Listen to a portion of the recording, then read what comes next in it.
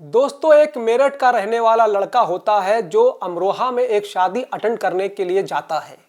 उस शादी में एक लड़की को देखता है और लड़की को देखते ही वो उसे पसंद कर बैठता है और सीधा अपनी माँ और अपने बापू से कहता है कि मुझे ये लड़की पसंद आ गई है, मैं इससे शादी करना चाहता हूँ। दोस्तों, कभी कभी व्यक्ति की जिद उस पर इतनी भारी पड़ जाती है कि उसके द्वारा मिले हुए जख्म को व्यक्ति कभी भी भूल नहीं पाता है। दरअसल जिस लड़की से वो लड़का शादी करना चाहता है, वो लड़की उसके सगे मामा की लड़की होती है और ये दोनों आपस में मामा फूफी के बच्चे होते हैं। तो जब लड़का जिद करता है तो लड़की तक ये बात पहुंच जाती है और लड़की ने जैसे ही ये बात सुनी तो लड़की उससे नाराज हो जाती है और वो शादी करने से मना कर देती है। कहती है कि मैं तो तुम्हारी शक्ल भी देखना पसंद ना करूं। लड़का जब ये बात सुनता है तो उस लड़के को इतना गुस्सा आ जाता है कि उसने कहा कि अब तो चाहे कुछ भी हो जाए, शादी तो तुमसे ही करूंगा। अपने माँ बाप से बात करता है और माँ बाप से बात करने के बाद वो मामा से भी बात करता है। दोस्तों, ऐसी कई शादियां देखी गई हैं जहां पर मामा की लड़की से बुआ के लड़के से शादी हो जाती है। तो कुल मिलाकर शादी की बात तय हो जाती है और उसके बाद दोस्तों शादी बड़े धूमधाम से होती है, क्योंकि जिस व्यक्ति की वो लड़की होती है वो रसूखदार व्यक्ति होता है, तो अपनी बेटी की शादी बड़े ही धूमधाम से करता है। शादी के बाद लड़की विदा होती है और विदा होने के बाद ससुराल पहुंच जाती है। उसके बाद जब सुहाग रात की सेज पर वो पहुंच जाते हैं तो वो दोनों आपस में एक दूसरे से बातचीत करने लगते हैं। लड़का जिद करने लगता है, जिद पकड़ लेता है और पूछता है कि तुम्हारी शादी में तुम्हारे पिताजी ने लगभग कितना रुपया खर्च किया होगा। लड़की कह बैठती है कि ठीक है, अगर तुम पूछ ही रहे हो तो बता देती हूँ, लगभग 25 लाख रुपए के आसपास। जैसे ही लड़के ने यह बात सुनी उसने कहा कि मैंने तो अपनी बेइज्जती का बदला लेने के लिए तुमसे शादी की थी। सुबह दिन के निकलने से पहले 25 लाख का इंतजाम कर दिया जाएगा। तुम अपने पैसे को लेकर अपने घर चली जाओ और मैं तुमसे हमेशा हमेशा के लिए छुटकारा पाना चाहता हूँ, यानी कि तलाक चाहता हूँ। बस तलाक हो जाता है, लड़की अपने घर चली जाती है। ये बात साल 2015 की होती है। साल 2024 आ जाता है लेकिन लड़की फिर भी शादी नहीं करती है। दरअसल उस लड़के के जिद ने उस लड़की की जिंदगी को पूरी तरीके से बर्बाद कर दिया था। जब जब उस लड़की की शादी की बात चलती है तो लड़की सिहर जाती है, डर जाती है, परेशान हो जाती है। जाहिर सी बात है कि शादी का फैसला होता ही कुछ ऐसा है। मगर ये जो मैं दूसरी कहानी आपको सुनाने जा रहा हूँ, इस कहानी में भी कुछ ऐसा ही होता है। एक जिद के खातिर पति और पत्नी दोनों एक दूसरे से अलग हो जाते हैं और अलग होने के बाद जब वो मिलते हैं तो ये पूरे सोशल मीडिया पर मिसाल बन जाती है। जहाँ जहाँ तक ये खबर पहुँचती है लोग उनकी मिसाल देते हैं, उनकी बात करते हैं, कहते हैं कि लोग हों तो ऐसे हों वरना बिल्कुल भी ना हो। नमस्कार दोस्तों, मैं हूं दिलीप यादव और आज की जो सच्ची कहानी मैं आपको सुनाने जा रहा हूं, ये सच्ची कहानी है उत्तर प्रदेश का एक ज़िला है रामपुर। दोस्तों, रामपुर शहर में ही 2 और 3 जून 2024 की रात रामपुर सिटी के अंदर एक शादी समारोह चल रहा था और उस शादी समारोह में सभी बड़े जैसे घर के घराती और बाराती बाकी सब लोग जैसे होते हैं वैसे ही आए हुए थे। खाना पीना चल रहा था, खुशियां लोग आपस में एक दूसरे से बांट रहे थे। लगभग 22 साल के आसपास की एक महिला होती है जिसका नाम होता है हुमा। जो हुमा होती है वो आराम से अपने हाथ में खाने की थाली लेकर जैसे ही खाने वाली होती है, जैसे ही वो अपना पहला निवाला अपने मुंह में खाने जा रही होती है कि तभी सामने खड़े हुए एक व्यक्ति पर उसकी नज़र पहुंच जाती है। उस व्यक्ति को वो टकटकी लगाकर देख रही थी। जब देखते देखते उसको कम से कम 4 से 5 मिनट बीत जाते हैं और उस व्यक्ति की नज़र जब उस महिला पर पड़ती है तो वो भी उस महिला को देखने के बाद एकदम सन्न रह जाता है, सोचने पर मजबूर हो जाता है और देखता क्या है कि लगभग इसमें 12 साल में कितना ज़्यादा परिवर्तन आ चुका है। जब पहले थी तो कितनी खूबसूरत थी, कितनी सुंदर थी, कितनी अच्छी दिखती थी, अब तो सूख कर कांटा हो गई है, कमज़ोर हो गई है। आखिरकार हुआ क्या है? लेकिन ना लड़का उस लड़की से कुछ बोलता है और ना ही लड़की उस लड़के से कुछ बोलती है।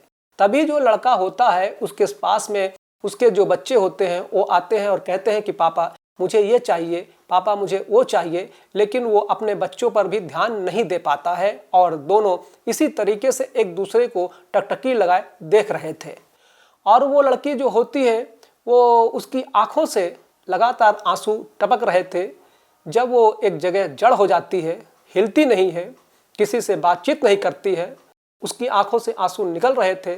सामने लड़का खड़ा हुआ है, उसकी भी आंखों से आंसू निकल रहे थे और वो भी कुछ भी नहीं बोलता है। तब लड़की की माँ आती है और माँ ने जैसे ही उस लड़की को शांत कराने की कोशिश की, छुपाने की कोशिश की, तो उस लड़की की माँ की भी नज़र सामने खड़े उस लड़के पर पड़ जाती है। और उस लड़के को देखने के बाद वो उस लड़की की माँ भी रोने लगती है। अब देखते ही देखते जो शादी में एक खुशी का माहौल होता, थोड़ा थोड़ा गम के माहौल में बदलने लगता है। अब सैकड़ों की संख्या में लोग यहाँ पर इकट्ठा हो जाते हैं और कोई कुछ बोलने की स्थिति में नहीं था और 1 घंटा ऐसे ही बीत जाता है। तब किसी ने लाकर उस लड़की को एक चेयर दी, चेयर पर बैठने के लिए कहा, पीने के लिए पानी दिया, कहा कि बहुत गर्मी हो रही है, परेशान हो जाओगी, अब रोना बंद करो, ये बताओ बात क्या है। लड़के को भी एक चेयर दी जाती है, लड़का भी बैठ जाता है, लेकिन लड़का भी कुछ बोलने की स्थिति में नहीं होता है।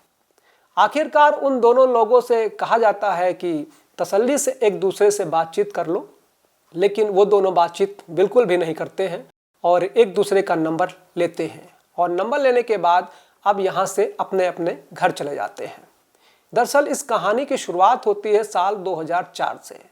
साल 2004 में रामपुर जिले का ही एक थाना लगता है अजीम नगर, और अजीम नगर थाना क्षेत्र में एक गांव होता है इमरता। इमरता गांव का रहने वाला एक लड़का जिसका नाम आसिफ अली होता है। आसिफ अली की शादी रामपुर शहर की रहने वाली हुमा नाम की एक लड़की से होती है। लड़की शहरी मिजाज की होती है, लड़का गांव के मिजाज का होता है और दोनों की शादी ज़रूर हो जाती है, लेकिन लड़की गांव में जाकर एडजस्टमेंट नहीं कर पा रही थी। थोड़ी दिक्कतें महसूस करती थी, लेकिन ऐसे धीरे धीरे करके वक्त आगे बढ़ने लगता है। वक्त आगे बढ़ रहा था, दोनों की ज़िंदगी धीरे धीरे पटरी पर आ ही रही थी। लेकिन दोस्तों, गांव का जीवन और शहरी जीवन बस यही थोड़ा आड़े आता है और इसी बात को लेते हुए कई बार लड़की की तरफ से बातें सुनने को मिल जाती हैं और साथ ही साथ लड़की को भी कई बार लड़के की तरफ से बातें सुनने को मिल जाती हैं। ऐसे ही वक्त आगे बढ़ जाता है। साल 2012 की ये बात है और इन दोनों के बीच में कुछ इस तरह से खटास पैदा हो जाती है कि ये दोनों एक दूसरे से बेइंतहा लड़ना शुरू कर देते हैं। जबकि इनको 4 बच्चे पैदा हो जाते हैं, 3 लड़कियां होती हैं, 1 लड़का पैदा होता है। अब दोनों परिवार वालों की सहमति के बाद इन दोनों का तलाक हो जाता है। बाकायदा इनकी पंचायत बैठती है और पंचायत में जो फैसला लिया जाता है उस फैसले को दोनों परिवार वाले मान्य कर लेते हैं और मान करने के बाद लड़के के हिस्से में 2 बेटी और 1 बेटा आता है और लड़की के हिस्से में 1 लड़की आती है। और यहाँ से तलाक होने के बाद दोनों एक दूसरे से हमेशा हमेशा के लिए अलग हो जाते हैं। अब एक दूसरे के बारे में ना किसी से जानने की कभी कोशिश की जाती है, वो कहाँ रहते हैं, किस हालत में रहते हैं, कैसे रह रहे हैं। वो जो लड़का होता है अपने 3 बच्चों के साथ अपनी ज़िंदगी गुजार रहा था, उधर वो लड़की अपनी एक बेटी के साथ ज़िंदगी गुजार रही थी और धीरे धीरे करके ऐसे ही वक्त आगे बढ़ने लगता है। 2 और 3 जून 2024 की रात का ये वाकया है। रामपुर शहर के अंदर एक शादी समारोह चल रहा था और उस शादी समारोह में जैसे ही उस लड़की ने उस अपने पति को देखा तलाक होने के ठीक 12 साल के बाद, तब उसे उसकी बेइंतहा याद आ रही थी और अलग होने की वजह हो या फिर उनके मिलने की वजह हो या जो भी वजह हो रही हो, हर वजह को याद करते करते 1 घंटा बीत जाता है। दोनों एक दूसरे को देखते ही रहते हैं, सिर्फ आंखों से आंसू बह रहे थे और यहाँ से जब अलग होते हैं नंबर ले लेते हैं और नंबर लेने के बाद दोनों ने जब एक दूसरे को मैसेज किया तो मैसेज करने में सिर्फ सबसे खूबसूरत जो बात थी वो ये थी कि उनके मुंह से कुछ और नहीं निकला था कि मुझे हो सके तो माफ़ कर देना। दोनों के ही मुंह से जब ये बातें निकलती हैं, जब मैसेज पर ये माफ़ी मांगने का सिलसिला शुरू होता है तो दोनों आपस में बातचीत करने लगते हैं। लड़के ने लड़की से कहा था कि तुम्हारी जो है कुछ उम्र भी अब दिखने लगी है, तुम लगभग 42 साल के आसपास हो चुकी हो, तो लड़की भी कहती है कि तुम भी तो कम से कम 45 साल के आसपास हो चुके हो, जब शादी हुई थी तो कितने हैंडसम थे। उसने कहा कि जो जिंदगी की रंगत थी तुम्हारे जाने के बाद वो खत्म हो गई। दोनों एक दूसरे से जब उस वक्त पहली बार मिले थे तब में और अब में काफ़ी फर्क हो जाता है। फिर से दोनों के बीच आपस में बातचीत का सिलसिला बढ़ने लगता है और बातचीत का सिलसिला कुछ ऐसा बढ़ा कि दोनों एक दूसरे के करीब आ जाते हैं। कहते हैं कि अगर कोई एतराज़ ना हो तो क्या हम एक दूसरे से शादी कर सकते हैं, फिर से निकाह कर सकते हैं। जब बात निकाह की आ जाती है तो लड़की ने अपने परिवार वालों से और लड़के ने अपने परिवार वालों से बातचीत की और बातचीत करने के बाद जो भी एक नियम होते हैं शादी ब्याह के, उस नियम के हिसाब से इन दोनों की फिर से शादी हो जाती है 8 जून 2024 को। और शादी होने के बाद जो चारों बच्चे थे वो अलग अलग हो गए थे, क्योंकि पिता के हिस्से में 3 बच्चे आते हैं और माँ के हिस्से में 1 बच्चा आता है। और जब सारे बच्चे एक साथ मिल जाते हैं तो मिलकर दोस्तों बच्चे बेइंतहा खुश हो जाते हैं। इतने लंबे समय बीतने के बाद बच्चे जो थे तीनों वो अपनी माँ को कहीं ना कहीं भूल चुके थे और एक बेटी जो थी माँ के पास वो पिता को भूल चुकी थी। और जब ये सब आपस में मिलते हैं तो उसके बाद ना केवल जैसे शादी में 1 घंटे तक रोए हुए थे, फिर वो कई घंटे तक ऐसे ही कभी खुश होते हैं तो कभी रोते थे। और इसके बाद उन्होंने फैसला किया कि अब जिंदगी भर साथ रहेंगे और साथ ही जिएंगे। यहाँ से निकलने के बाद ये सीधा उत्तराखंड की वादियों में जाते हैं, घूमते हैं, फिरते हैं, मौज मस्ती करते हैं और अपनी ज़िंदगी को नए सिरे से फिर से शुरुआत करते हैं। तो दोस्तों उम्मीद करता हूँ ये कहानी आपको वाकई बहुत अच्छी लगी होगी। दरअसल अलग होने के किस्से तो आपने बहुत सारे सुने होंगे, लेकिन अलग होकर मिलने का जो एक सिलसिला था, एक ये भी कहानी है, वाकई भावुक करने वाली कहानी है। और ये कहानी कहीं ना कहीं सोशल मीडिया पर आजकल लोगों के बीच में एक मिसाल बनी हुई है। लोग इस कहानी को लेकर काफ़ी अप्रिशिएट कर रहे हैं, आपस में एक दूसरे से तारीफ कर रहे हैं कि अलग हुए तो ऐसे हुए कि कभी मिले नहीं और जब मिले तो ऐसे मिले कि जैसे कभी अलग हुए ही नहीं। दोस्तों इस पूरे घटनाक्रम को सुनाने का उद्देश्य किसी को परेशान करना बिल्कुल नहीं है, किसी का दिल दुखाना बिल्कुल नहीं है, बल्कि आपको जागरूक करना है, आपको सचेत करना है और जाते जाते आपको बताना है कि किसी भी चीज़ के लिए जिद नहीं करना चाहिए। जैसे कि पहली कहानी थी, शुरुआत जिस कहानी से मैंने की थी अमरोहा और मेरठ की, उस कहानी में लड़के ने जिद पकड़ी थी और जिद पकड़ने के बाद उस लड़की की ज़िंदगी को बद से बदतर बना दिया था, कर दिया था। अब वो लड़की बेइंतहा परेशान रहती है, लेकिन कभी किसी से शादी करने के बारे में सोचती ही नहीं है। ऐसा किसी के साथ बिल्कुल भी नहीं करना चाहिए।